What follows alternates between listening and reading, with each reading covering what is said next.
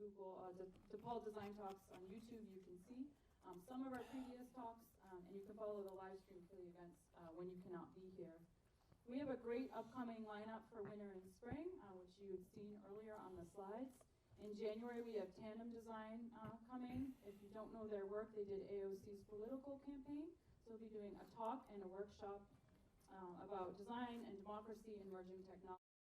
And the workshop, I believe, is called Protest or Cause. So we'll have some more details on that soon. I believe it's January 23rd and 24th. In February, we have Hannah Nicklin. She's a game designer coming from Denmark. In April, we have Wael Morkos, who will do a lecture about his studio practice in New York, and then an Arabic lettering workshop. And then in late April, early May, we have Tamiko Teal. Her work has been in the MoMA and the Whitney, and she will do a workshop around AR, VR, no experience necessary. So if you're interested in AR and VR, please come to that. Tonight, the order of events, we have about a 43-minute talk. Some time for QA, and then a raffle at the end, so just so you know what's coming. Okay, so let's welcome Kenneth. I said it right. Did you all know that's how you say it? Now you know. I didn't quite say it right, though, but I did a little better than I had been. All the way from London. Kenneth is a digital product designer and futurist, probably most known for his time at Twitter. But he's also the author of the book Future Ethics, which we'll be raffling off. Some of those I'll talk to you about that in a minute. The book talks about the ethics of emerging technology and design. We will raffle off four books. So there'll be 2 physical books and 2 digital books. He is going to sign those and ship them over from London because our own copies did not get here. So if you have your raffle tickets, when we pull the raffle at the end, if you get the books, then I'll just have to collect your information. So make sure you give me that. Do you have your hand up? Yeah, I didn't get a raffle. You didn't get a raffle? Did everyone get a raffle ticket? Okay, if you didn't, you should go out to the desk and get one immediately. I don't have a raffle ticket either, and I never win. If you want to get me one, that'd be great. Okay, so without further ado, let's welcome Kenneth. His talk is called Building Better Worlds, and I'm sure it will be awesome. Thank you. Thank you. Yes.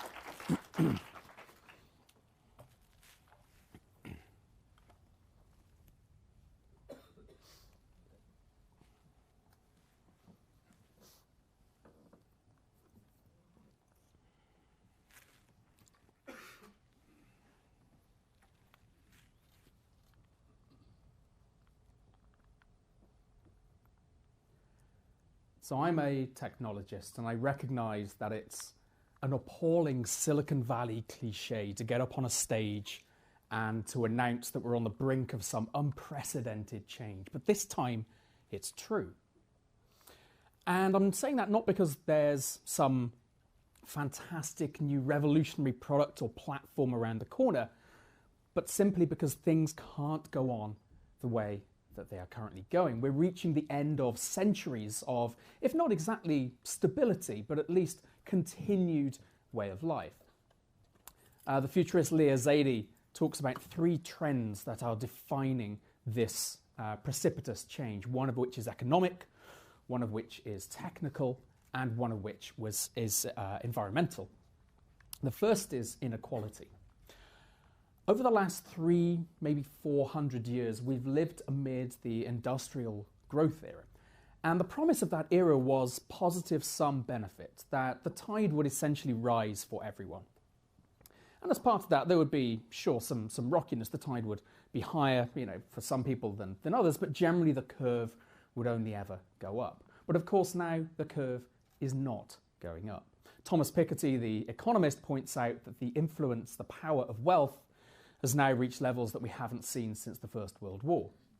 Capital earns capital faster than work now earns capital. So our economies are growing, but pay is not.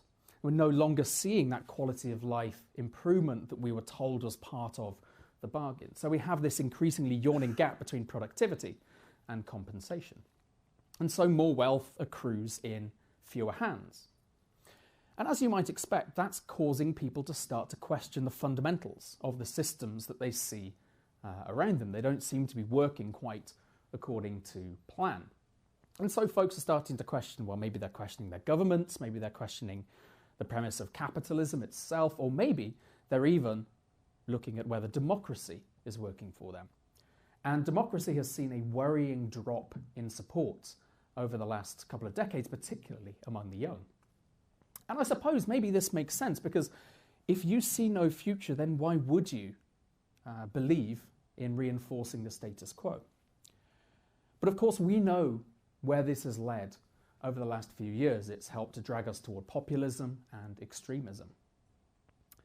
Now, inequality might be something that we could reverse. We might find a way to change that trajectory. But if we lose faith in democracy, well, evidence suggests that's much harder for us to change our minds on. If we end up with dictatorship or autocracy, then historically, really the only thing that's transformed that is violent intervention.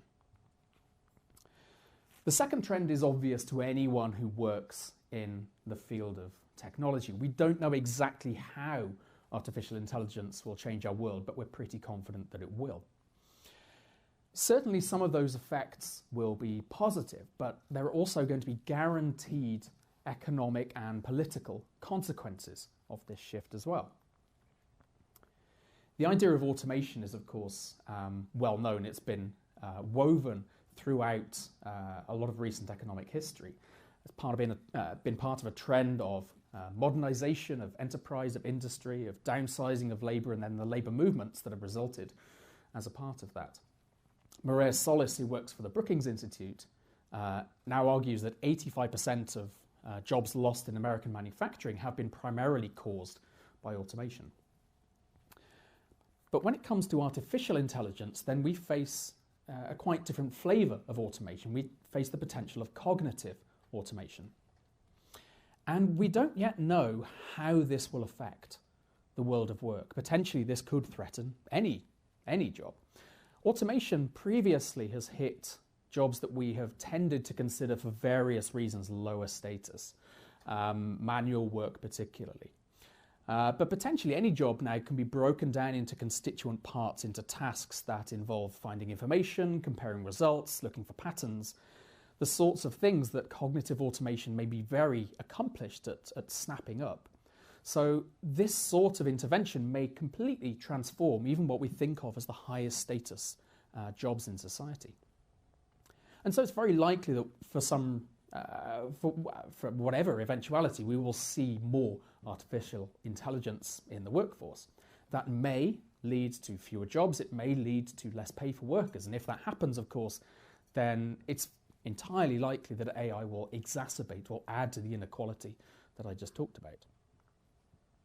And we already have some evidence now that artificial intelligence and persuasive technologies could also harm or further harm our democracies. We face now the imminent onslaughts of synthetic speech, synthetic video, which will cause our standards of evidence to collapse all around us. We won't know which apparent truths to believe in. And if we combine that with persuasive artificial systems that know us intimately, that built a sophisticated data profile of us, and as a result know exactly which buttons they need to push to get us to respond in certain ways, then are we really in control of our decisions in that environment? In fact, are we really in control of society when that happens? And all of these shifts could happen with technologies that are available either today or that are coming very soon, narrow artificial intelligences.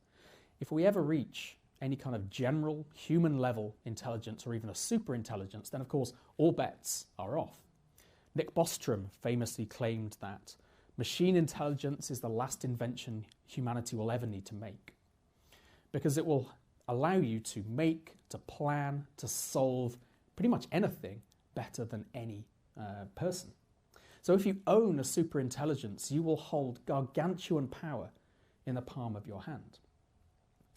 But of course, a super intelligence is probably going to have its own ideas, right? It may not want to be owned. So like some matricidal spider, it will consume any system that gives birth to it. And none of this is guaranteed. As I say, we could reverse inequality, we could find a way that democracy starts to flourish, again, in our societies. And AI could well still fall short of the expectations that we have of it. But there is one trend, the final trend, which is inevitable, which now stretches across every potential future. And that, of course, is climate change. Thanks to the lag between emissions and impact, this terrible physics of our immense atmosphere, we know now that it's guaranteed it's going to get worse for decades before it gets better. The punishment is very much in the post with climate. The question now is how bad things will get. And for a while, scientists, climate scientists have rather had to tiptoe around this topic. They've almost been, I suppose, concerned of being labelled alarmists. We're now, at this late stage, starting to realise that alarmism was fully justified. David Wallace Wells's book, The Uninhabitable Earth, opens with this punch to the gut. It is worse, much worse, than you think. Climate crisis is no longer an issue. It's an era, it's an epoch. It's going to be the backdrop of future generations. And it will exacerbate all the existing injustices of our world. Poverty, natural disasters, war, oppression.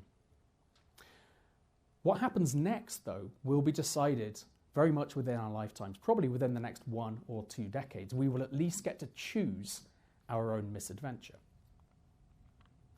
If we compare to pre-industrial temperatures, maybe things go okay. Maybe you end up with just 1.5 degrees of warming. This is Celsius, of course. This figure is well known. This is the intended lower bound of the Paris Agreement. But even this figure of 1.5 degrees of warming will mean we face 5 million square kilometres of permafrost melted, 130 million people exposed to severe drought, and an 8% drop in global GDP per capita. And this 1.5 degree figure is almost certainly already lost. We're at around about 1.1 already. As we know, the United States is pulling out of the Paris Agreement, and even the countries that remain are falling far short of the pledges that they've made. So it's more likely we'll end up perhaps somewhere near 3 degrees of warming. 3 degrees is seen by a senior anonymous member of the IPCC as a likely minimum for future warming. And at 3 degrees, we're going to face extended droughts, crop failures, and essentially an end to this idea of eternal prosperity that came with the industrial growth era. So instead of having that positive sum system, it seems clear that we're likely to revert to zero-sum systems. Isolation, nationalism, resource wars. If you win, I lose. So at 3 degrees of warming, it seems almost assured that there will be significant geopolitical changes, if not some kind of breakdown. If we end up at 5 degrees, that's an almost unimaginable future. Major global cities, Osaka, Shanghai, Miami, Jakarta, potentially wiped out at 5 degrees of warming. Much of the Middle East and South Asia would become uninhabitable. A lot of mainland Europe will be turned to desert. Instead, we'd have Canada, Siberia, and potentially Antarctica as the world's last significant fertile lands. Put simply, if we get to 5 degrees of warming, then we are our own asteroid. Society would collapse into some naked fight for survival. And without urgent reduction in emissions, or if we're unlucky enough to hit one of these positive feedback loops that scientists warn of, then 5 degrees may yet be where we're headed. So for these reasons, the era that we've lived in for so long, this industrial growth era, is out of oxygen. Fossil fuels have given us significant increases in standards of living over the last few decades, but now this society is unsustainable, both literally and potentially morally. There can be no infinite growth in a world of finite resources, particularly if democracy and the world of work collapse around us as well. There will never again be a time like the present. Now, I think in some sort of abstract, existential way, we know this already. We're familiar with these ideas, but when we think about the experience of that potential change, of the dangerous transitions ahead of us, and the comforts and the industries and potentially even the people that we will lose. That's an agonizing realization. That abyss really does stare back. And so I think it requires nothing less than mourning. We have to learn to grieve for this familiar way of life. And that's okay, it's healthy, I think, to give in to that grief, to honor it for a while, to appreciate the gravity of the situation that we face. But grief is a process, it's a river that we have to cross. We have to move through those familiar steps of denial, anger, bargaining, depression, before we finally get to acceptance. Acceptance, of course, is how we move on. And once we accept that our society and much of our world will have to be redesigned over the coming decades, then we see just how much work is still ahead of us. And it suggests that the ideas and the methods, the techniques and the habits that got us into this situation will probably not be the right ones to take us out of it. And of course, design is not immune from that shift as well.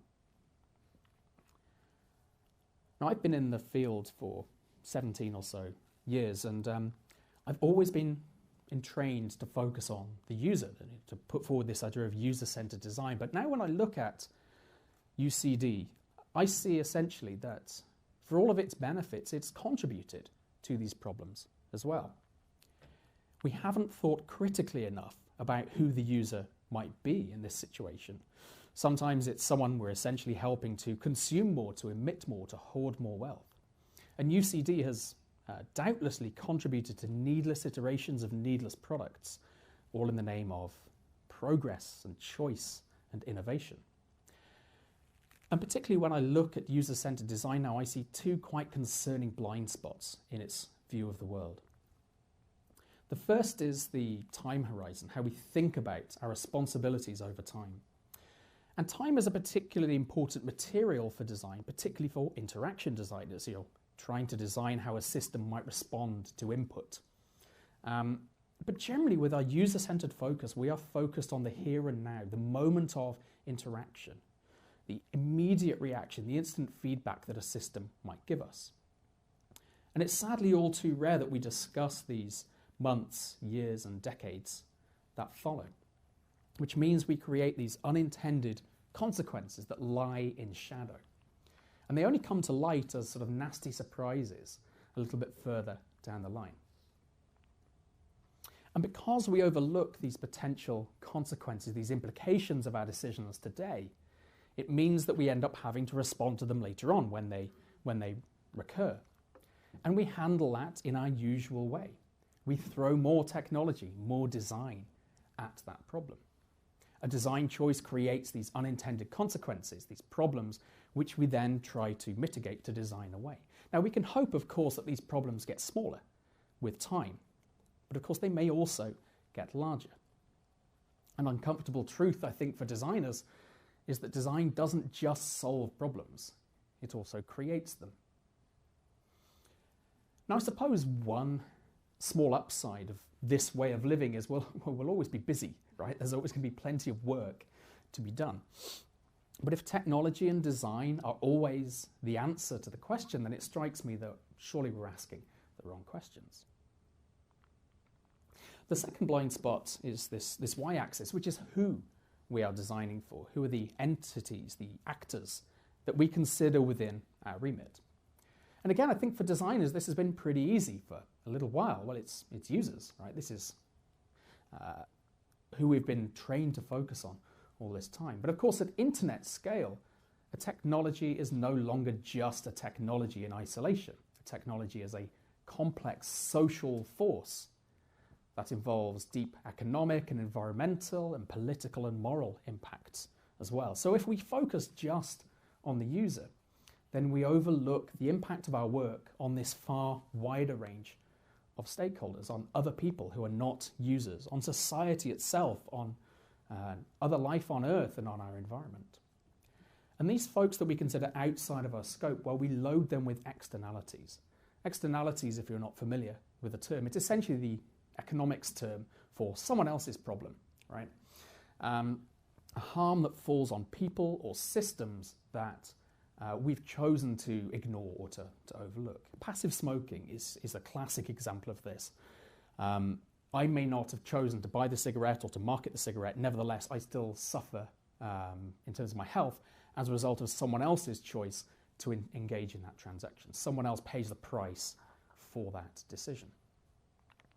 And so if you combine these two blind spots, then I think we start to see how narrow this user-centered way of thinking has been, how we've boxed ourselves in to this area of the design space, and how large an area of that problem we've chosen to overlook. And now when I look at the trends that are sweeping my field, the world of digital product design, things like design ops and design systems, they seem mostly interested in tucking us even further into that corner. They're almost accelerationist. We're almost saying more user-centered design is the answer, more efficiently, more effectively. Now, I can't believe that that's the right path for design, given the trajectory that we're on. So, of course, I think we need to stretch these horizons, both in the X and the Y direction here, covering up those blind spots and therefore living up to our wider responsibilities. So let's look at this Y-axis first. How do we shift focus away from just the user? How maybe we could say, how do we decustomerize design and take responsibility for this wider set of stakeholders? In other words, how do we agree to tackle those inequalities? I think if we do manage to do this, this is a good, healthy, moral thing to do. But there's also a business benefit to doing this. If you ask that economist that I mentioned earlier how you tackle, how you address externalities, well, their response will be you internalize them. Typically, that's done top-down through taxes or through regulation. Essentially, you say, you have to consider these now. You're incentivized, you're penalized for not bringing those into your way of thinking. So these wider actors will become part of our problem, I think, as designers, either through regulation or through tax. So if we anticipate that, if we take responsibility for these things today, that's not just fulfilling a useful moral duty, that actually puts us ahead of the curve. So how do we do this? How do we actually bring this wider set of people into our consideration? Well, I think most designers I speak to would reach for the empathy card here, right? They would say empathy is how we get out of our own perspectives and design with other people in mind. But I'm not sure that necessarily helps us in this situation. I think for too long I've seen empathy act as a crutch for user-centered designers. Paul Bloom wrote a book about empathy recently, and he pulled together research that essentially finds that we're not anywhere near as good at practicing empathy as we believe. In fact, the only groups for whom we really display empathy are people who are quite like us, or that we're attracted to in some kind of way. So I think the idea of empathy only takes us so far. I'm much more interested in practicing radical inclusion. Rather than designing with people in mind, we need to be designing with people. So during the design process, we need to be asking who else belongs in the room, and then making sure that they are somehow represented in that process. And that goes for users, of course, but it also goes for these other stakeholders, for communities who may be affected by the decisions that we take, particularly if they're underrepresented or otherwise vulnerable somehow. I think if we do that right, there's a very strong positive benefit to that. I think that can help give back some of the agency, some of the power that I think some of these communities feel that they lack when it comes to technology.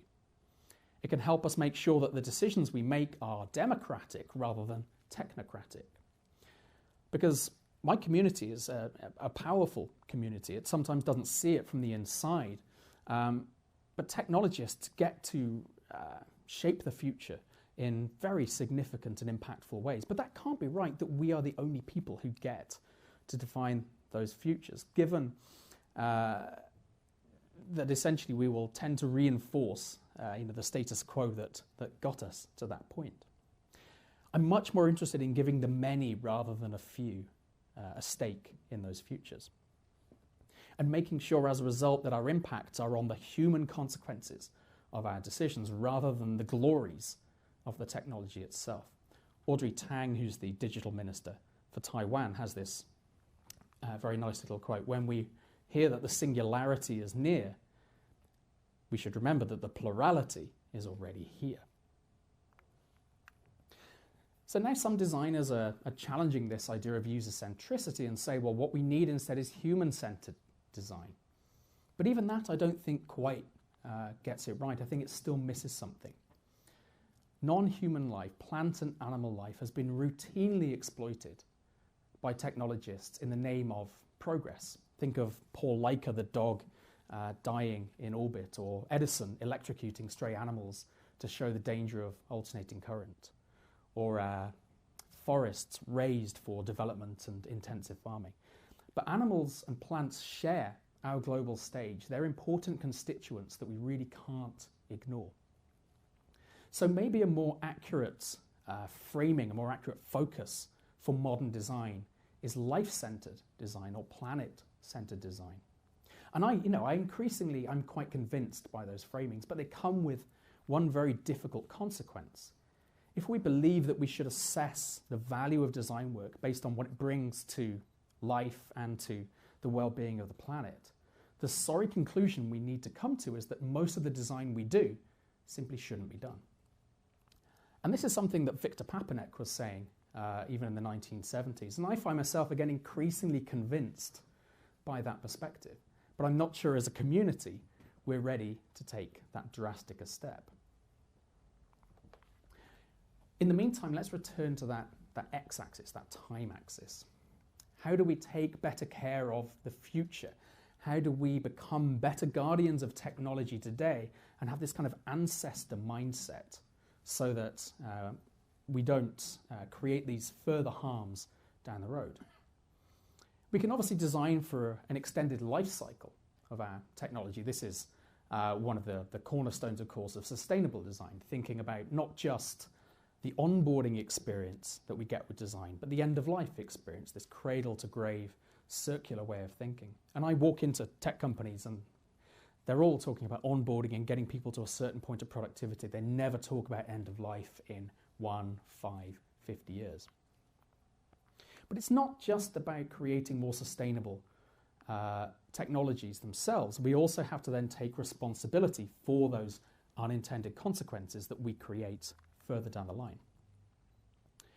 And technologies always outgrow and defy their expected uses. They're almost like these unruly children who will misbehave however you treat them. So it's not exactly easy to anticipate all of those consequences. And if you talk to people who are enthusiasts of agile methods or of lean methods, some of them would actually tell us this is a folly, this is a waste of time. They would argue that we live in a period of such flux that it's simply not possible to predict what might happen. There's even a law of unintended consequences, which states that, more or less, there will always be new ones that you failed to anticipate. And it is true that we will never be able to mitigate all of these unintended consequences. But there's an important distinction to be made here. Just because these consequences are unintended, it doesn't mean that all of them are unforeseeable. We can and we must try to mitigate some of these harmful consequences as soon as we can, preferably before they even occur in the marketplace. Because design is meant to be about impact, right? Well, this is impact. Alan Chochinov, who's a design educator in New York City, I think he has it about right here. He says that we think we're in the artifact business, but we're not. We're in the consequence business. So again, how do we do this? How do we expand on the time perspective as well as the actor perspective? Well, the good news is doing that first work, considering a wider set of individuals and actors and entities within our focus, will help inform some of this as well, right? They will help to teach us what we need to look for on this longer time frame. We should also absolutely be learning from people who are already operating in this kind of space, people who are experts in futures thinking strategic foresight and so on. They have tools and techniques that designers need to be understanding and learning from. Some of this just comes down to asking difficult questions. Those what ifs and those scenarios. The idea of maybe the designated dissenter who would role play someone who resists essentially what a technology might want to have in mind for them. Or maybe just asking quite simply, how could this technology, this product be used for harm? How might it be abused, and what can we do to try to mitigate that outcome? But my favourite angle is to see design as something really serving a larger purpose here. I'm not interested so much in designing the products of the future or even designing the future of those products. I think designers have a role to play in helping to design the future itself. Now, to be clear here, I'm not talking about some arrogant imposition of a vision. I'm not saying we get to set the trajectory of the world and then force everyone to follow that. I'm much more interested in helping other people to understand the future and then equipping them to contribute to that vision. Because I think society struggles to talk about the future intelligently. I think we ask them to conduct it almost as a thought experiment, to imagine where things might go next, and then to take a decision based on that hallucination that they have. Now, there are plenty of other fields who talk about the shape of the future. Artists and writers, filmmakers, and even politicians play in that sort of space. But I think designers here have a superpower. Designers can help futures feel visible, tangible, and real. And of course, the way we do that is we can create these objects from a chosen future. We can create these speculative artifacts and prototype that world to come. In the world of speculative design, of course, many of you will know, we would call this a design fiction. Here's one of my favourite examples. This is by The Incredible Machine, a Dutch firm. And they were asked by some energy clients to look at essentially the future of energy. And the scenario they were given was a world of electric vehicles and public charging stations, but also a world of energy scarcity. So they built this design fiction, this prototype. And it's a great big thing. It's 2 meters tall. And here's how it works. It comes with the plugs at the bottom, and you actually take your electric vehicle plug, you plug it in, you then have an ID card, you tap to the system, to the reader there, and you use the dials to request the energy that you want. The rest is all down to the algorithm. The algorithm doesn't have enough energy to go around, so it has to allocate it carefully, weighing up the request and the priority. But what I like about this is the designers didn't just stop with the charging station. They prototyped the RFID cards, the authentication cards you see on the right here. So they speculated maybe we'll have one for a doctor. Perhaps that individual has priority use within the system, but with some caveat, with some legal threat saying if you abuse that privilege, then you'll be held accountable. Underneath, we see a probation ID. Maybe this is something we give to a recent offender, someone awaiting trial, whatever it might be. Perhaps they have low priority, perhaps their energy use is capped, maybe they're deemed a flight risk or something like that. But what I like about this is by creating this speculative object from this particular future, the designers help to demonstrate how the combination of public charging infrastructure and the Internet of Things and energy scarcity could actually reinforce the social inequalities that we have around us today. So a design fiction like this helps to make the future feel real. It evokes that hypothetical future. And I think that tangibility is what's useful to tease out those unintended consequences. We can then start to have more sophisticated discussions about what this world might actually look like. It's almost like we're collapsing time, right? We're helping people step through into their future lives.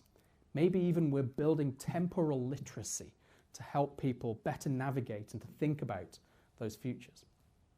And if we do that right, then I think the future comes to the people rather than just remains something in the realm of tech elites such as myself.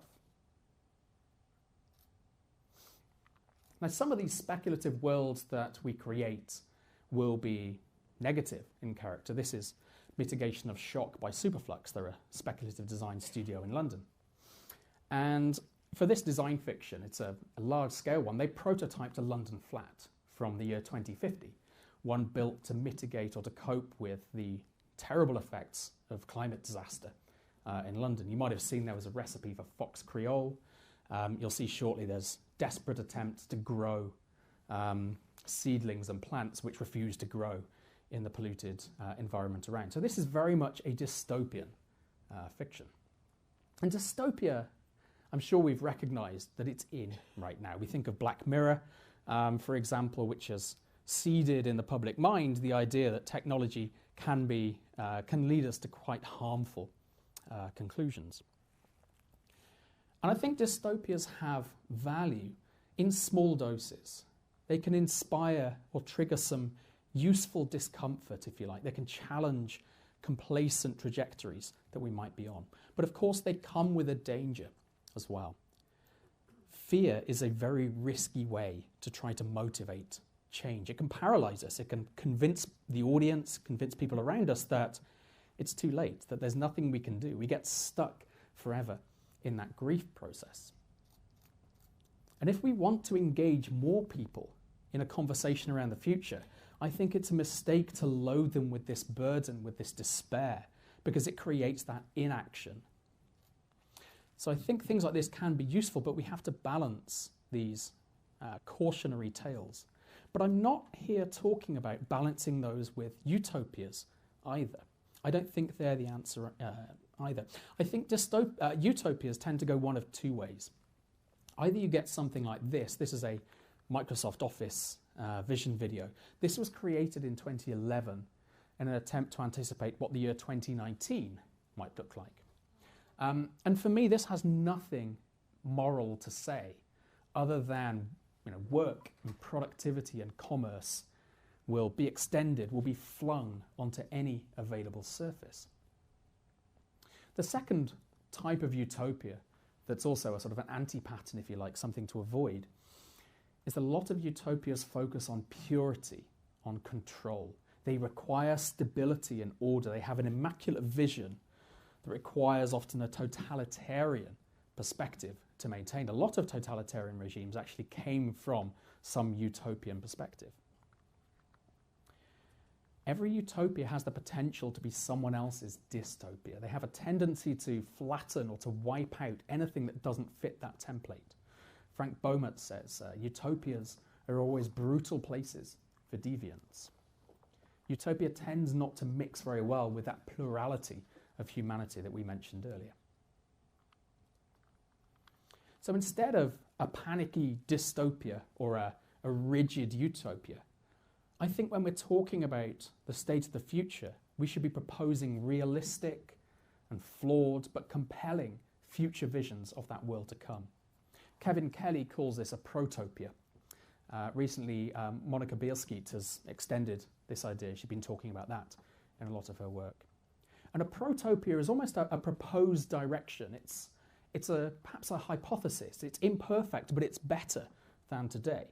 We're essentially saying, well, how about this? Would this work as a potential future for us to try to mobilize toward? So it's open to debate, unlike the dystopia or the utopia. The idea is that we can bring people along with that vision. We can inspire them to pursue it and to contribute, rather than to impose that vision upon them. I think if a dystopia gives something for people to run away from, a protopia gives people something to run toward. And that's what's so important, given the scale of change ahead of us. We need to find positive visions and protopias that will inspire people through the grieving process and into action. Because action is what we sorely need right now. With climate particularly, we know the solutions. We know exactly what we have to do. We have to decarbonize our world by approximately 50% this coming decade, and then to zero within another 20 years or so. And of course, right now, we're a long way off track of doing that. And perhaps that's because we lack a belief in the urgency. Perhaps it's we don't feel the will to change. But I think also maybe we don't have hope that it actually can work. So we can warn with impending doom, sure, and to a certain point that's useful, but it can also cause this fatalism, this withdrawal So we need to motivate people with these more positive protopian visions. Because if we do solve or even just cope with inequality and climate injustice, the world that we make will have to be more just and more sustainable. That surely is worth sharing and chasing. That is worth hoping for. Now, if we do collectively depict these more fair and sustainable future worlds and inspire the hope that they could come true, then of course we then have to turn that speculation into action. Because moving to whatever's next certainly won't be easy. The change must be rapid, but it must be carefully managed. It must be controlled and phased. We're not going to be able to just jolt into a new way of living.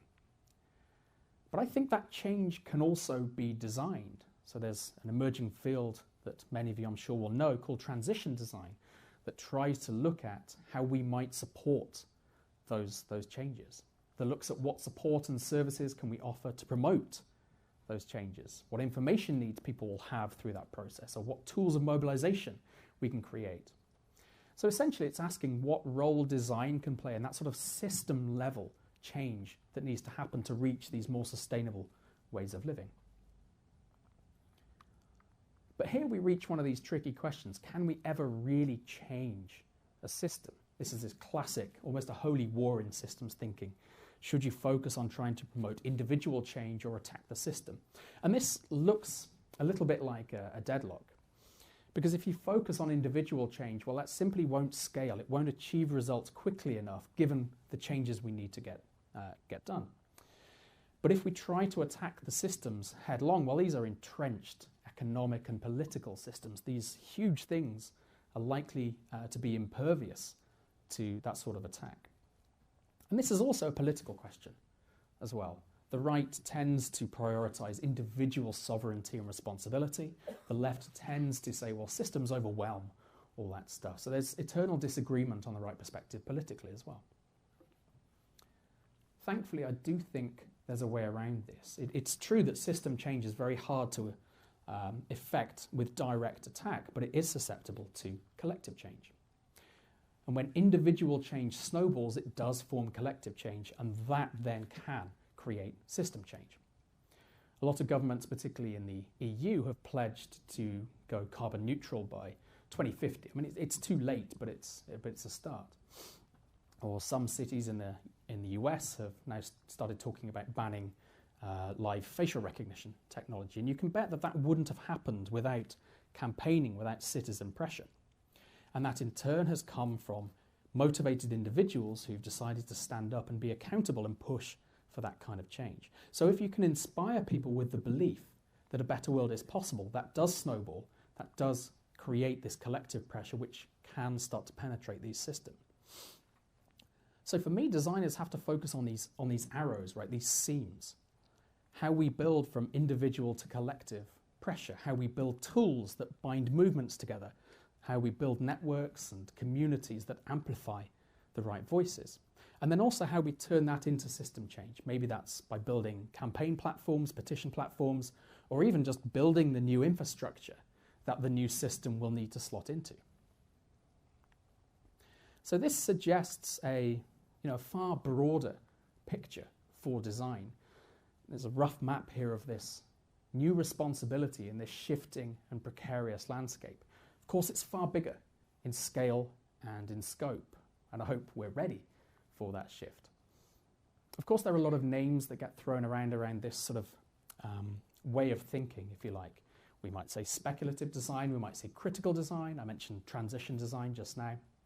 Personally, I quite like futures design. I know design futures is also a term, but I like pivoting it. I like reinforcing that this should be a design activity and not just a futures thinking perspective. Because it's really about taking responsibility for our own impacts along this x-axis, but also offering more people and more actors a stake in the futures that we're offering on this y-axis. So it's really about navigating the new social and technological contexts that don't yet exist, which is exactly what we face as we dive into these tumultuous decades. Now note that this square still contains user-centered design. I'm not saying we stop doing that work. It still will have an important role to play, particularly if the user we're designing for is underprivileged or suffering at the hand of an unjust system.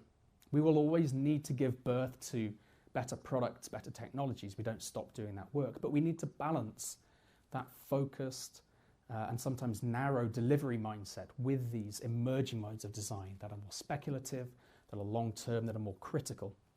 And then in turn will hopefully generate more hopeful trajectories.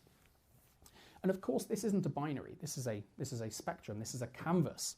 We will need to pick from around this map to create the new approaches and techniques that we're going to need. But since we're refusing to just merely extend the status quo, we have to remain critical. This will be a difficult shift for us as designers as well. Let's not forget that design as a discipline really only came about in the Industrial Revolution. And this is an essentially post-industrial perspective on design. That's almost an oxymoron by those terms. So we will have to confront some dearly held principles that will cause us doubt and uncertainty. And certainly the folks we work with, our colleagues in industry or engineering or wherever it might be, it's potentially going to increase friction with them. The people who have benefited from the status quo to this point will do their damnedest to try to protect that status quo. They'll tell us that these techniques are incompatible with business as usual. Well, of course they are. I mean, that's the point. But it means more than anything that we have to draw on each other's strength through these transitions. I've been in the field of tech ethics for maybe 4 or 5 years now. And to be honest, I'm only seeing 2 things that work. One of those is regulation, and the second is collective efforts from employees. And now this gets political. There's sort of modern cliche in design now that design has always been political. But again, it's true. The reason it maybe has appeared not to be over the last couple of decades is it's aligned invisibly with the default politics of that era. This supposedly apolitical design over the last, through my career, is exactly the same design that's dragging us toward these dystopias. And in the same way, design is and always has been ethical.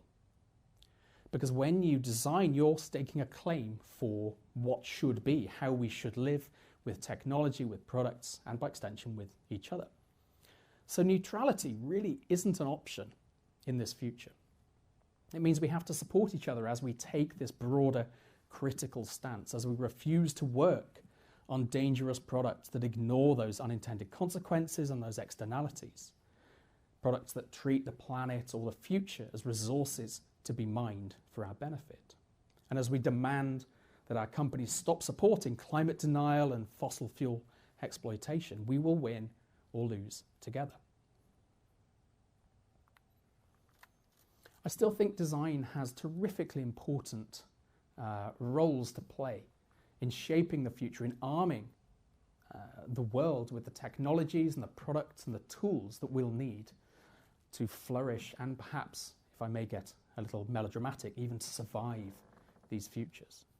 The future desperately needs people like us who excel at understanding human behavior, system thinking, root causes, and so on. And I think these speculative and critical future-leaning approaches will help us make those kind of valuable contributions. Better worlds are not inevitable, but they're certainly possible. In the words of the famous robot ethicist Sarah Connor, there is no fate but what we make. And if that's true, then we should make sure that that fate is a good one. Thanks for your time.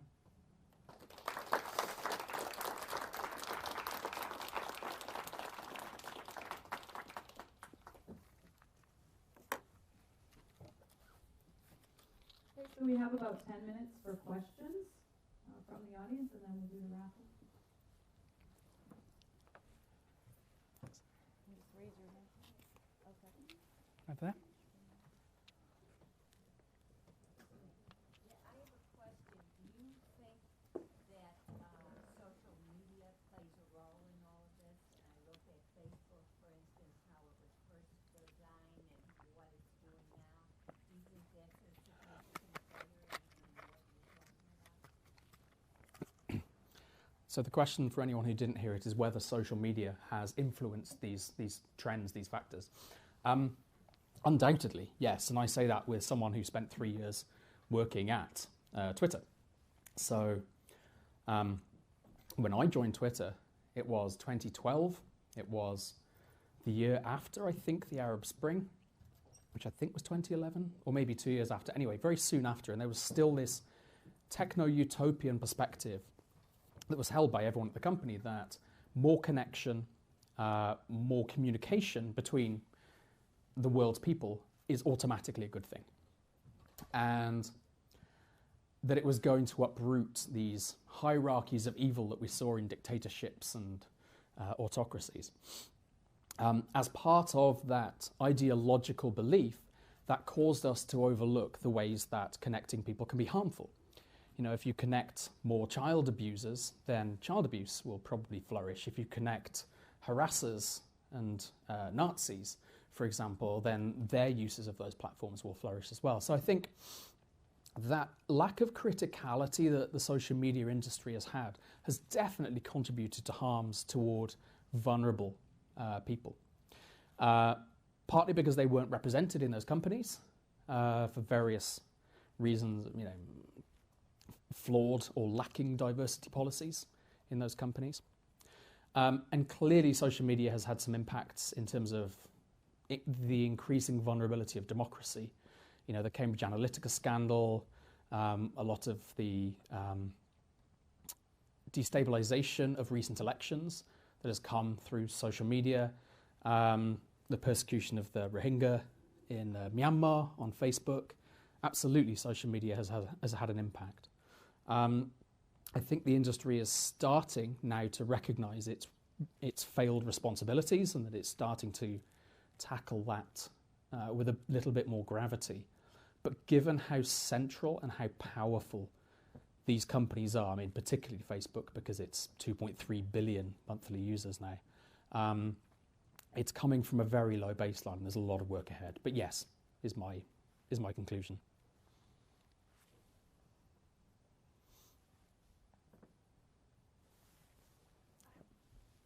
How would you preserve autonomy and agency as we continue to have reactionaries and conservatives who see things like global homelessness as a result of, environmental issues is not their problem and perhaps a hindrance to their current lifestyle? So again, for anyone who didn't hear the question, and forgive me if I'm not paraphrasing this correctly, but how do we promote that agency and that autonomy among people to feel in control of their destinies when we have a reactionary movement that sees some of these essentially dystopian scenarios as fine, acceptable, not my problem. If I had an easy answer to that, I would certainly be doing it. That is probably one of the most critical questions that we need to ask. I am a little wary of overstepping my authority on topics like that because I'm not even an ethicist. Like I've read plenty of ethics. I talk to companies about about ethical issues. I'm certainly not a politician, and I also recognize the value in respecting the work of people who are politically active. You know, I've got plenty of activist friends and politically engaged, political scientists and so on, who have much more authority on that topic than I do. So that caveat out of the way, I do see a lot of hope in the collective action that I'm seeing within tech firms. It can be a double-edged sword. We are seeing significant mobilization against essentially what you'd probably call neoliberal activities, a lot of pressure against ICE, a lot of pressure against Nazism, things like that. Tech workers potentially are extraordinarily powerful collectively. They may not appreciate that individually, and individually it's significantly risky for them. But they are learning from activism, from unionization techniques, essentially to try and split that risk, to collectivize, to put that pressure on these entities. I think that's going to be the most significant trend in the tech industry in the next 3 years, is going to be not quite open war, but significant conflict between tech executives and funders and founders and tech workers. And it's going to get ugly at times, for sure. But that, bluntly, is what gives me the most hope.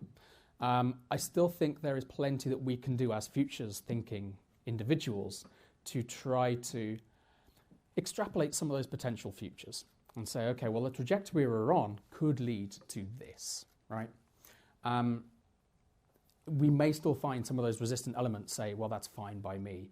And perhaps the biggest threat now to climate action is that the right in the US, which has typically been more resistant to climate narratives, is actually shifting its perspective from it's not real to, okay, it's real, but it's too late. And so it becomes a question of how do I flourish in this individually.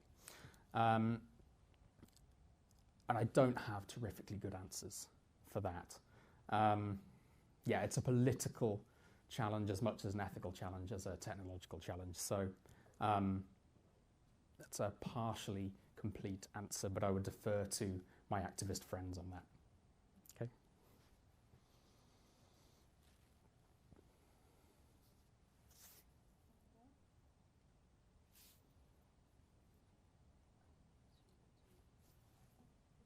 Okay. All right. I think we're moving on to raffle time. You like the? Do the digital ones first? Sure. Yeah. Okay. So like I said, we don't have the actual items here tonight, so if your number is called and you win something, please come up after, give me the information. We have two digital copies of the Future Ethics books and 2 physical copies we're raffling off, so 4 things. The digital ones you probably can email this week, you said, correct? Yeah, probably tomorrow at the airport. Yeah. Okay, so we'll need emails for that, and then the physical books will be mailed. So Caroline can come up. Am I picking? Okay. Yeah, you're picking. All right. And you're reading. Okay. Can you read it? You need the mic. So number 62417772. Who won it? Andrew won it. Okay. Fantastic. So you have a digital one. Okay. Okay. So come up after. The digital is PDF, EPUB, and Kindle, so you should be able to read it on whatever device you care. I mean, like not microwaves and shit, but you know, like real things. All right. So one next digital one coming. Ooh, one fell. Oh. Put that back in. Okay, I'll gather back in for the next one. 62417779. Right here. There, Izzy. Excellent. Excellent. I know. Okay. All right. So now onto the real book. The real book, which will come with a couple of weeks of delay because it's got to be printed and shipped and then sent transatlantic and signed. But it will be In the future. in the future, in one of our potential futures. No, in all of our. It's going to happen. It's going to happen. All right. 62417780. Right here. Excellent. Thank you. And one more. Let's take this one. 6241813. Who got it? I can't see. At the back here. Excellent. All right. So make sure Good the stuff. 4 of you come up and give your information. Yeah, we'll get everything Okay. sorted then. Okay. So one last thing, for those who are willing, we Okay, Mike. usually do a group picture at the front. Could you not hear me? We're gonna do a group picture at the front, so if you're willing to be in our picture, please come forward, that would be great, thank you. Oh, sorry, wait, one more announcement. Sorry. Hi everyone, I'm Denise Naku. I'm a professor in the School of Design and director of the school. Thank you for being here. Thank you to our guest for an excellent talk. I also wanted to invite Hey, Candy. you to visit a class project showcase that is happening right after this. A class that is co-taught by Dr. Sheena Arete. It will be in this building on the 2nd floor, room 208. And so for the next hour or so, kind of rotating through some projects. So if you'd like to come visit us, please do that. Thank you again. And thank you. All right.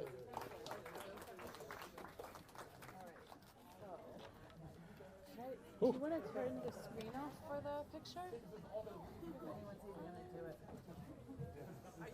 Done. Oh, and come forward for information for raffle too. I'll take those.